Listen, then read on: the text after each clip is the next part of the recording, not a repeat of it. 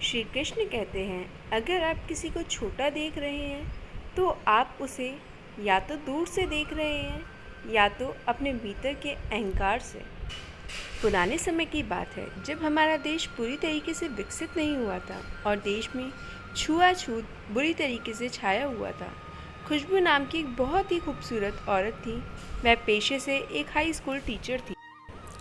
खुशबू school में बच्चों को पढ़ाने जाती थी, लेकिन उस स्कूल के बच्चों से वह बहुत दूर रहा करती थी। यहाँ तक कि वह बच्चों की किताबों तक को वह हाथ नहीं लगाती थी और सभी बच्चों को अपने से 1 फीट की दूरी से बात करने के लिए कहती थी।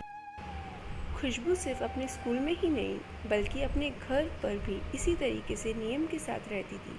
वह खुद सुंदर थी, इसलिए उसे सिर्फ सुंदर दिखने वाले लोगों के साथ ही दोस्ती करना और बात करना पसंद था। खुशबू को छोटे बच्चे बहुत पसंद थे। वह उन्हें तोहफे देती, खाने के लिए अच्छी अच्छी चीज़ें देती, पर उन्हें कभी अपनी गोद में नहीं बैठाती। वह दूर से ही उन्हें पुकारती और उनके साथ बात करती। खुशबू हर वक्त अपने आप को दूसरों से ज़्यादा स्वच्छ मानती थी और वह किसी को भी अपने पास नहीं आने देती थी। घर पर भी उसके बिस्तर, कपड़े आदि को वह परिवार के दूसरे सदस्यों से दूर ही रखती और किसी को भी छूने नहीं देती। वक्त बीतता जा रहा था। अब खुशबू की भी उम्र 67 वर्ष हुई। उसके पास उसका एक बेटा रहता था। वक्त के बदलाव के साथ अब खुशबू का शरीर उसका साथ नहीं दे रहा था और उसे एक बहुत बुरी बीमारी हो गई। अब वो ना चल सकती थी, ना वो अपने काम खुद कर पाती थी। अब किसी के सहारे के बिना एक करवट बदलना भी उसके लिए मुश्किल था।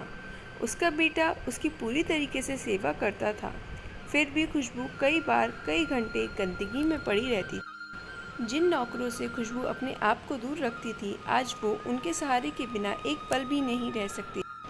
खुशबू दिल की बुरी नहीं थी, पर जीवन में जिन बातों को लेकर वह सबसे ज़्यादा चिढ़ती थी और अनजाने में ही सही पर दूसरों का दिल दुखाती थी, बुढ़ापे में उन्हें उन्हीं सब बातों का सामना करना पड़ा और वह मन ही मन अपने आप को कोसती थी।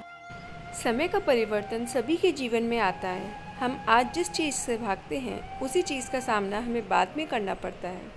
इसलिए हमें अपने व्यवहार को इस तरीके से रखना चाहिए कि कभी भी वक्त के आगे हमें झुकना ना पड़े। हमारी शारीरिक सुंदरता कभी नहीं टिकती, इसलिए हमें उस पर कभी भी अभिमान नहीं करना चाहिए और ना ही दूसरे लोगों को उसके रूप के लिए कोसना चाहिए।